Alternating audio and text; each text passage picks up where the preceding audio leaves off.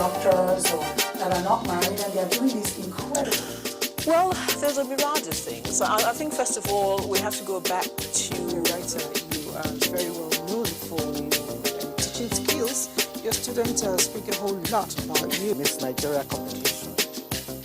And I said, let's pick them up, let's take them back to Nigeria, and let's teach them a different kind of job.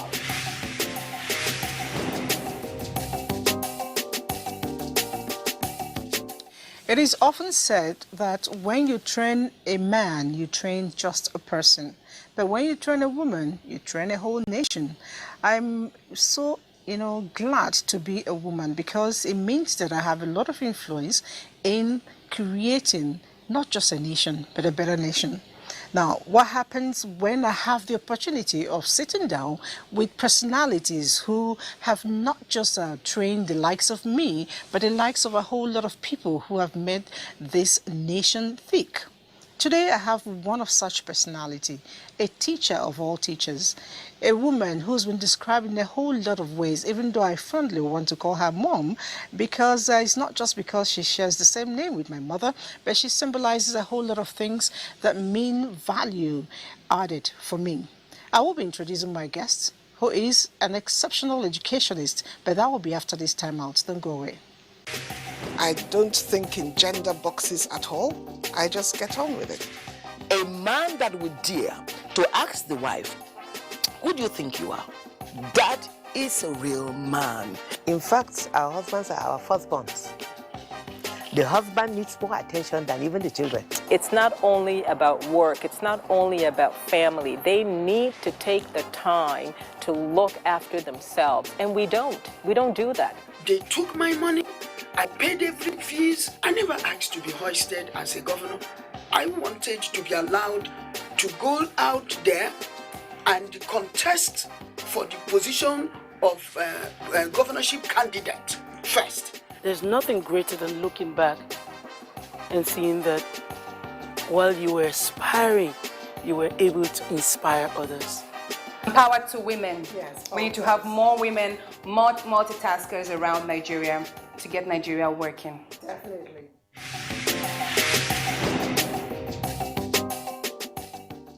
All right, the program is The Woman. Of course, my name is Elizabeth Abai, and permit me to welcome in a grand style the first Deputy Permanent Delegate to Nigeria, of Nigeria to UNESCO in Paris, and the first of a whole lot of things, including the first principal of Federal Government College somewhere in Lagos, and I know you also a principal at a point, 1977 or so, in Queen's College or something, and we'll get to pass through that river. But let me quickly tell them who you are, Mrs.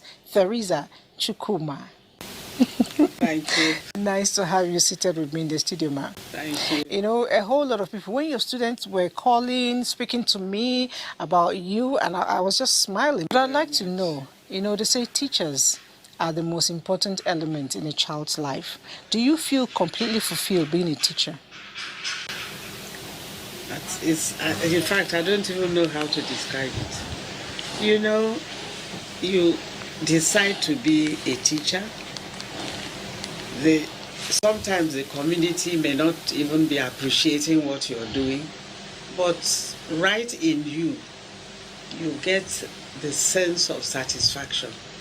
Because if it's in a secondary school, for instance, you teach a child who is like 11 years old, 12 years old, then when they leave school, graduate, and you see them like 20 years later, they have become something else, something bigger than you ever thought.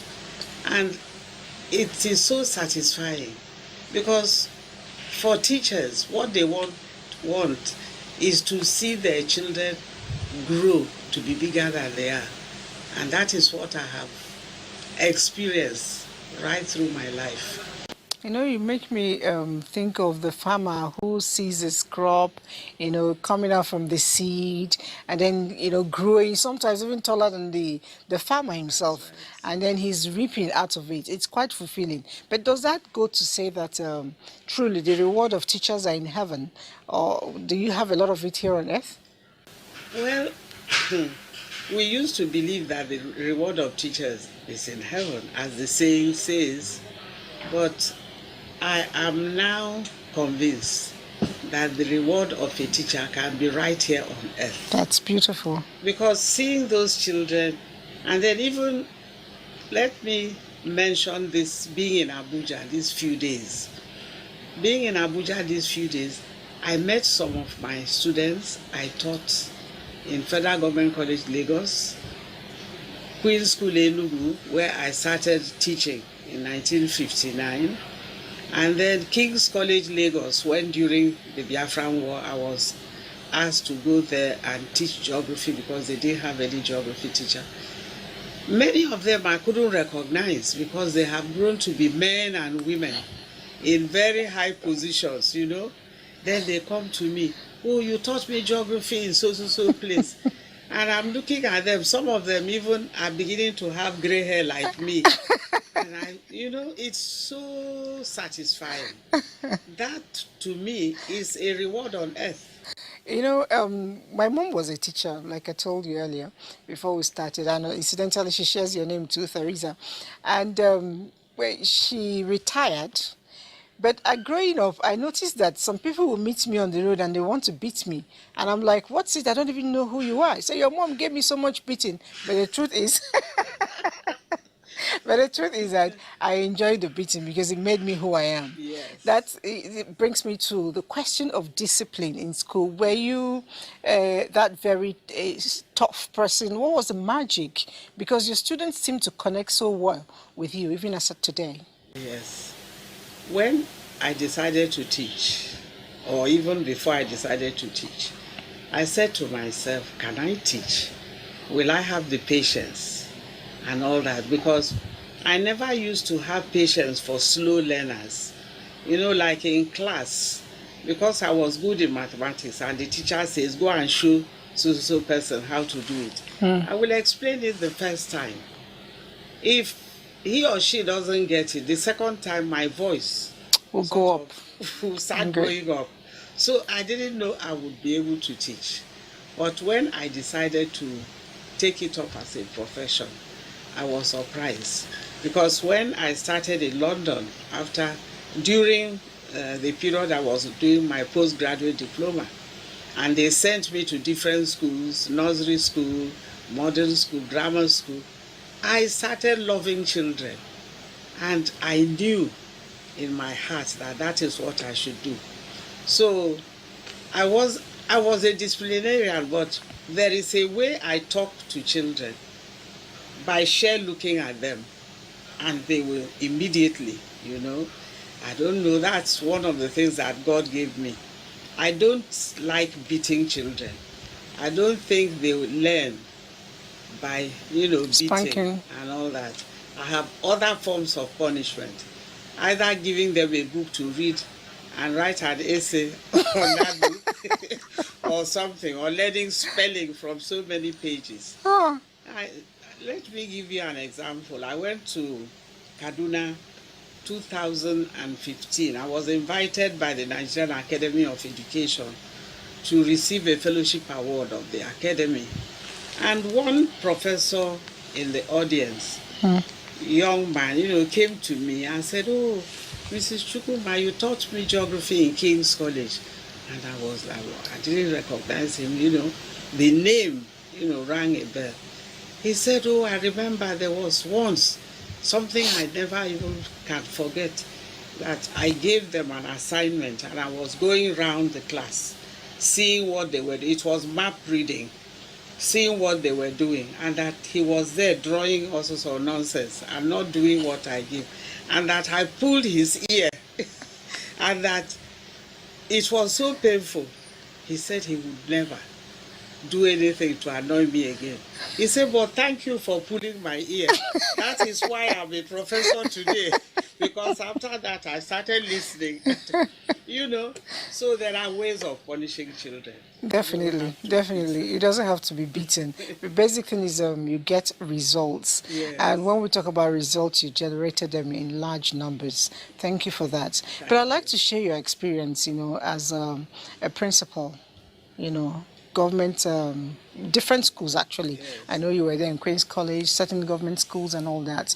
What are the peculiar difficulties teachers seemingly have, impacting knowledge to people? You did well. What are the difficulties they often have? Part of it is if you don't have good teachers. Because as a principal, you're not teaching them directly, but you're managing the teachers that are teaching the various subjects. So first of all, if they send you bad teachers, it's so difficult. You spend more energy managing the teachers than running the school. So that used to be one challenge, but I was fortunate because in federal government colleges, the Federal Minister of Education was good in sending teachers to the school. So you don't sort of get too many bad teachers. When I say bad teachers, some of them who may be qualified but are not interested in what they are doing. Exactly. So interest plays role in being a good teacher. Interest plays role, and these days at times you see some children who've been going around after graduation not having a job, and then you say to them, what are you doing? What job are you doing now? You say, well, I'm managing teaching till I find a better job. That's not good. That type of teacher cannot drive home what he or she is supposed to do. You can't manage teaching and then immediately you find a better job, you leave it. That's not good. That's not good. It's important we have interest and have it just abundantly like you did. Now, at a certain point, you were, in fact, I mentioned earlier, the first of a lot of firsts. You were the first deputy delegate to UNESCO on behalf of Nigeria. Yes. And I'm wondering, how did that come about and what experience did you take out of it? Okay, when Nigeria decided to open the office in UNESCO, I was in the Federal Ministry of Education. At that time, I was in charge of foreign scholarships. But one day, the permanent secretary called me and said, that they were discussing whom to send to Paris to represent Nigeria in UNESCO. And the majority of the senior staff, the directors, PAMSEC, minister, that they kept pointing at me. So I said, he said yes, that what they wanted was an officer who works hard, an officer who doesn't need much supervision, an officer who can take decision right there when it is necessary and doesn't have to, wait for Lagos to call back. So I didn't know I was, in my performance that this type of this thing had shown. So that's how they chose me to go. And I went, with all my children. They paid our fare and went to Paris. And it was a very good job, very challenging job. And I was there for 3.5 years before coming back to Nigeria. That's beautiful. That's beautiful. And you actually trailed a lot of a line for a lot of people. At a point, you turned to be the director of education here. And amazing job it was. But coming from the background of the director of education, I don't know, education at that time and now, it's for me seemingly not too, it's a bit similar, but not too similar. I'd like to know, where did we get it wrong? Because I know you're an expert in education. I think we may have gotten it wrong in one or two places. One of it, I think, is the quota system. Quota system? Quota system. Okay. You see, there is nothing wrong with getting everybody to participate in the, management of either schools or whatever, or in the running of the government. But people have to be sifted, and put where they qualify, where it is known that they will be able to perform. But just to say, oh, we need directors, because state this is here, state the other one is there, so we will need this other state to be here. It doesn't go with, education. I don't know about other ministries, but in education you have to choose somebody who fits into that position, so that when you call yourself a director, you'll be able to, manage all your staff, plan programs, and make sure you succeed. Not just sit there as a figurehead, So that's where I think some of these things didn't quite go right. So if you remove it, you could help improve the quality of education we have in Nigeria. Because the truth is, back in the days, a standard 6 person is as good as almost a university graduate today. Even the handwriting. The handwriting, the yes. Standard 6 person, where you see it, is good. And when they speak well and they behave well. But today, even graduates cannot claim that. That's not good. All right, I wish I would talk more on your professional life. We'll get back to that. But I'd like to know, really, like I told you earlier, my parents were pretty much like you. My mother, educationist. And growing up in her house, it was both fun and a lot of discipline. In fact, sometimes I thought it was excess, too much. If you wanted tea and bread, they'll ask you to spell it, and you must get it right before you get it. That's the much I got. Now, would your children speak the same of you? Were you that strict? It's funny because where, like celebrating my birthday, and friends come along and the children organize a party for me. When some of them get up, they talk about me, being so strict and all that. It didn't occur to me I was You were like strict. that. Yes. And some would say, she's very nice, but she can beat, you don't really, for me, it is good not to spare children when you know that they're either naughty or doing the wrong thing. But when they're okay, there's, you play with them. But grandma's always, at grandma's stage, everything softens down. How do you relate with your grandchildren? That's it. With my grandchildren, if my children try to be strict or want to beat them, I say, no, you don't do that, please. This, you're right. And they will tell you, but when it was our turn. All right. Now, Mama, you mentioned your birthday, and I can't help but tell the world how old you are. 86, and you're still very strong, still very vibrant. I want to know, what are you doing? Because a lot of us, by the time it's 50, the clock is going seriously down. What are you doing right that some of us should emulate? Well, first of all, I think it's the grace of God that makes me, continue to even have my 2 feet, going one after in front of the other.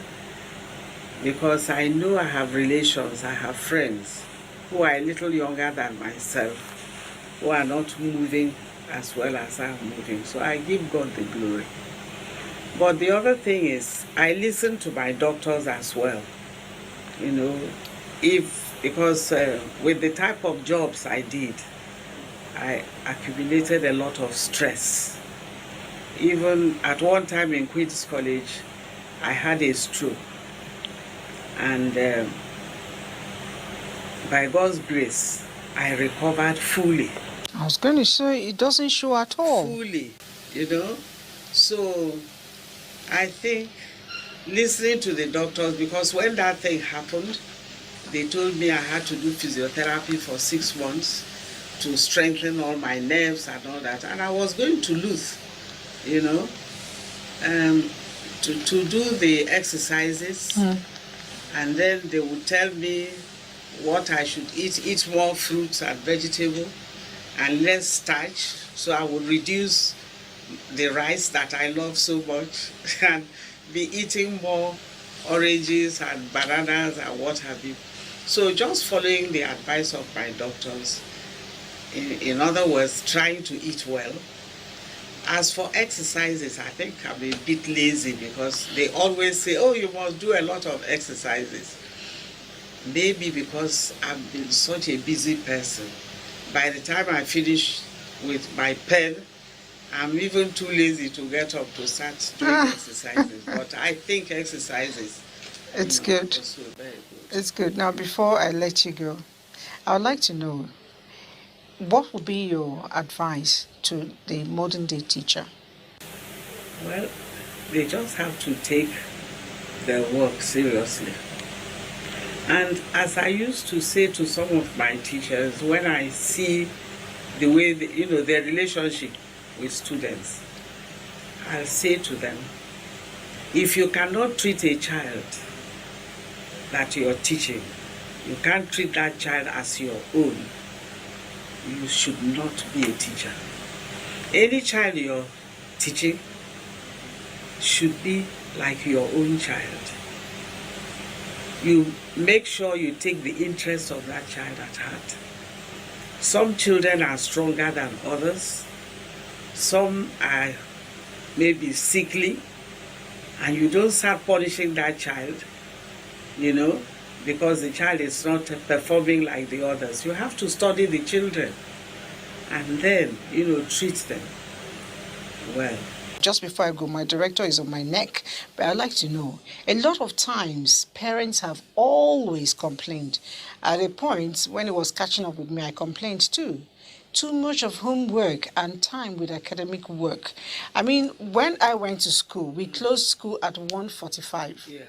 And we took our lunch, we had siesta, we get up, we played, and then probably read a little, 1 hour, 2 hours in the evening, and we all passed our WAEC at first sitting. Now, students, teachers are made to work till 6 p.m., and they still go home with bags, laden with homework. What's the play? Because I know that education has a psychomotor, affective, and cognitive. Now, the cognitive is beginning to dominate. What's the resultant effect of this on the products as a student? Well, actually, that amount of homework that children get, that parents now have to share. A lot of times, parents do them actually. Yes, and it's a good thing that parents are educated now. Can you imagine? In the days where many parents didn't go to school, if they sent their children with that amount of homework, who would help them? But I think what has happened is that the curriculum has widened. If you remember when you were in school, the subjects you were taught, and compare with what your children are doing now, they are doing a lot more than we did, in those days. And so the homework has doubled. So it's not really the fault of the school or the fault of the teachers, for giving the homework. But will it affect the mental capacity of the students? No, it shouldn't. Okay. In fact, you see how wise the children are now. They can tell you all sorts of stories, because apart from what they learn in school, they learn from television, they learn from, and all that. And what is happening in Nigeria is not just Nigeria. In the US, I was with some parents who were complaining about homework, that the children come back home with so much homework that they don't have time to relax or to rest and all that. So I think it's happening all over the world, Okay. All right, thank you, Mom, for coming along. Thank you so much. But before I take leave of you, I would like to know, how do you relax? How do I relax? What do you do when you want to relax? Well, I read a lot of, newspapers, magazines, and I watch television. There are programs that I like, and then news. I would go from NTA to AIT to CNN, to catch up with the news almost hour by hour. And by the time I finish all that and then have my lunch and siesta, the day is gone. Okay, you watch TV with the remote. Yes, with the remote. You can't be getting up. It's okay. Thank you so much for coming. I have learned a whole lot, especially with the load of grand homeworks coming on our way. We'll have to find a way of tackling it. Thank you so much. And with that, I say bye-bye to you. And I know that not just me, a whole lot of us have picked a lot from this pace setter, a woman who has been described as teacher of teachers. And once again, she's done it. Someone once said that she never lets any situation, go by without impacting on people around. And I have learned. I believe you have too.